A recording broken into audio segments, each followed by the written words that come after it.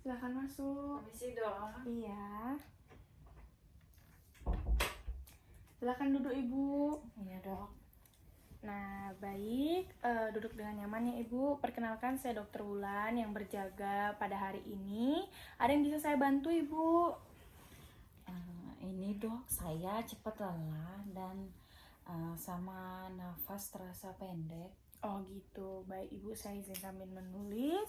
Mohon maaf Ibu, tadi Ibu kesini naik apa ya Bu? Saya naik mobil dok, diantarin supir. Oh, baik. Misalnya tadi sekitar 30 menit yang lalu sebelum Ibu kesini, apakah Ibu ada merokok atau minum yang ada kafeinnya seperti contohnya kopi, Ibu? Nggak ada. Baik. Nah, saya sekarang akan melakukan pemeriksaan kepada Ibu, di mana pemeriksaannya ini tuh tekanan darah ya, Bu. Nah, mungkin pemeriksaannya agak kurang nyaman, tapi saya harap Ibu bisa dengan rileks dan Ibu bersedia. Bagaimana, Ibu? Iya dok, nggak apa-apa. Oke, baik Ibu. Kalau begitu, sebelum saya melakukan pemeriksaan tekanan darah, saya ingin menanyakan dulu, Bu. Kalau misalnya Ibu sehari-hari aktivitasnya menggunakan tangan kanan atau kiri ya, Bu? Tangan kanan dok. Nah, baik. Tangan kanannya, kalau misalkan di tangan kanannya ini ada alat untuk cuci darah biasanya, Bu? Nggak ada. Oh, itu berarti Ibu nggak pernah cuci darah ya? Iya nggak dok, nggak pernah. Oh, oke, baik. Kalau misalkan ada riwayat apa sih, Bu? Kayak misalnya operasi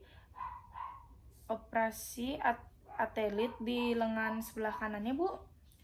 Nggak ada dok. Nah, kalau misalnya riwayat terapi radiasi seperti itu, apakah ada, Ibu? Nggak ada dok. Oke, baik ya, Ibu. Kalau begitu, saya ingin menyiapkan alat untuk pemeriksaannya ya, Bu. Iya dok. Nah, baik. Sebelum saya melakukan pemeriksaan, saya melakukan cuci tangan 6 langkah seperti WHO. Perumpamaannya langsung saja cuci tangan di air yang mengalir di wastafel, digosokkan, terus diputar-putar,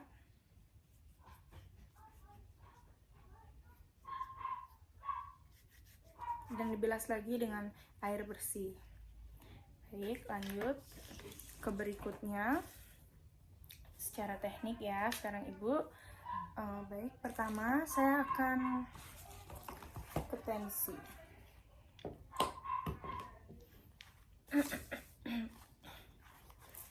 Nah, di sini saya akan memposisikan lengan Ibu sedikit fleksi ya Bu, setinggi jantung.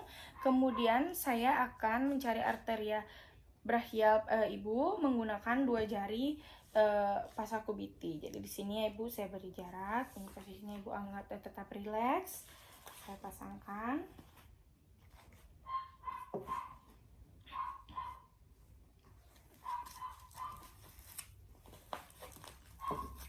Nah, kemudian setelah itu saya sudah memasang mangset dengan 2 jari atau 2,5 cm di atas pasakubiti dengan panas sejajar ya, Bu.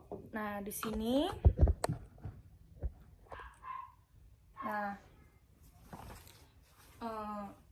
dengan pasangan sejajar dengan arteri brachial. Nah, di sini saya akan meraba arteri radialis Ibu menggunakan 2 jari, yaitu di sini dengan jari tengah dan telunjuk. Kemudian setelah arteri radialis diraba, saya akan memompa manset pada tekanan spikomanometer sampai denyut nadi dari arteri radialis Ibu terhitung.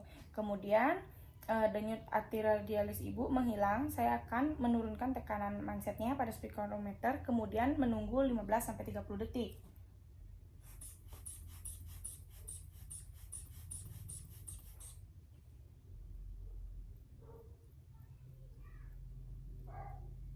Nah, baik. Saat pemeriksaan denyut arteri radialis menghilang pada 100 mm Hg, kemudian saya akan menambahkan 30 mm sebagai target invasi pada pemeriksaan berikutnya ya Ibu. Nah, di sini saya akan meletakkan stetoskop juga di atas arteri brachial ibu, kemudian mengembangkan manset. Di sini saya letakkan. Kemudian saya akan mengembangkan manset pada spigometer dengan tekanan yang sudah ditentukan sebelumnya dan memperhatikan parameter aneroid ketika suara ketukan terdengar. Setelah itu, saya akan menurunkan tekanan manset pada spigometer agar sampai milimeter Hg per detik. Nah, baik, lakukan juga pengukuran ulang sebanyak 2 kali. Nah, untuk pengukuran ini diulang setelah 1-2 menit kemudian. Catat hasilnya. Apabila pengukuran kedua dan ketiga memiliki perbedaan lebih dari 10 mm Hg, maka akan pemeriksaan perbedaan itu dari tekanan darah yang dicatat adalah rata-rata dari 2 pembacaan tekanan darah terakhir.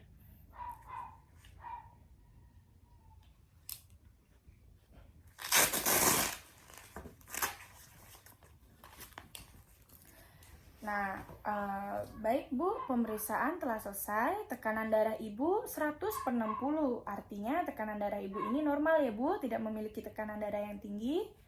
Ya baik dok, terima kasih. Baik, ya sama-sama Ibu.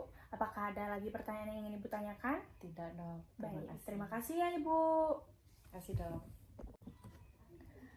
Baik Bu, sekarang kita akan melakukan pengukuran suhu di ketiak atau aksilanya Ibu ya. Silahkan sekarang Ibu sudah duduk dengan nyaman. Kita melakukan pemeriksaan. Nah, di sini pengukuran suhu pada aksila pasien ini pada Ibu ini untuk meletakkan termometer pada bagian aksila, di mana penggunaan termometer ini yang saya gunakan adalah digital. Pengukuran suhu dilakukan hingga termometer digital berbunyi, sedangkan pada termometer air raksa pengukuran suhunya dilakukan dalam 5-10 menit. Dan di sini kita akan melakukan pemeriksaannya. Dijepit ya Ibu, kita tunggu sebentar.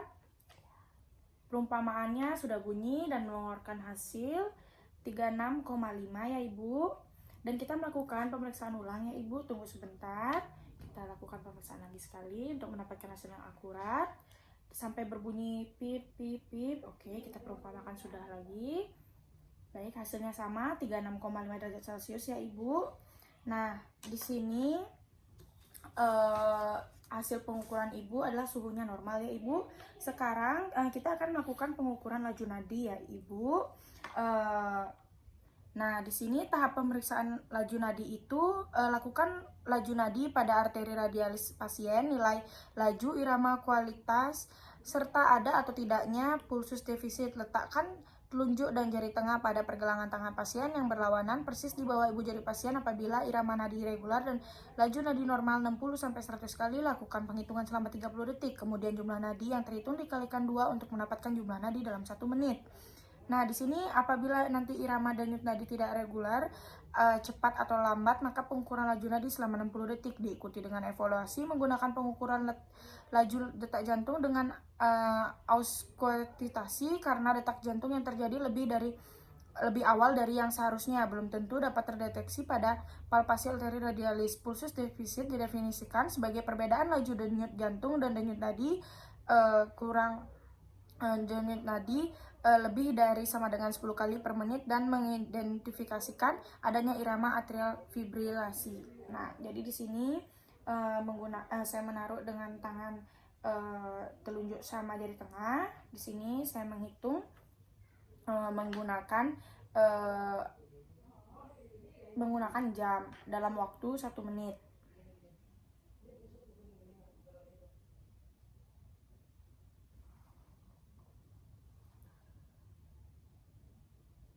Nah, baik, sudah ya Ibu, saya lakukan laju nadinya. Nah, sekarang selanjutnya pemeriksaan laju pernafasan.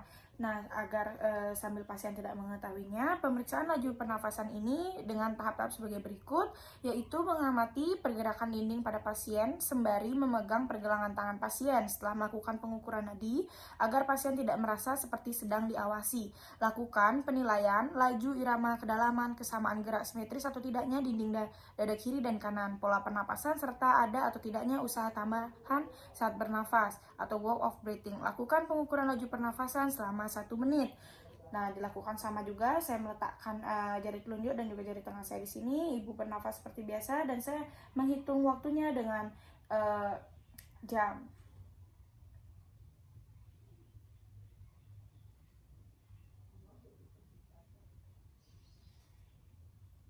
Baik, sudah ya Ibu. Kita anggap saja sudah sesuai dengan waktu yang kita tentukan.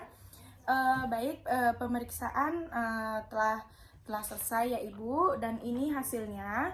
Kesimpulannya Ibu itu keadaan umum itu tampak pucat dan lesu, tingkat kesadaran Ibu dalam keadaan sadar dan kontaknya masih kuat. Tanda distresnya Ibu bernafas dengan cepat, warna kulit dan lesi Ibu sawo matang dan tidak ada lesinya. Nah, di mana di sini untuk pakaian Ibu menggunakan baju dan celana panjang, pakaiannya dengan bersih, ekspresi wajah Ibu terlihat agak lesu ya Bu. Dan di sini bau badan dan nafas, tidak ada bau badan dan tidak ada bau nafas. Postur dan cara berjalan Ibu tadi ke sini masuk ke ruangan dengan kondisi lemas dan kaki diseret. Nah, di sini ada berat badan, tinggi badan, BMI, di mana berat badan Ibu 60,7 dan tinggi badan Ibu 158 cm. BMI-nya Ibu 24,37, di mana di sini termasuk dalam Asia Pasifik yaitu overweight.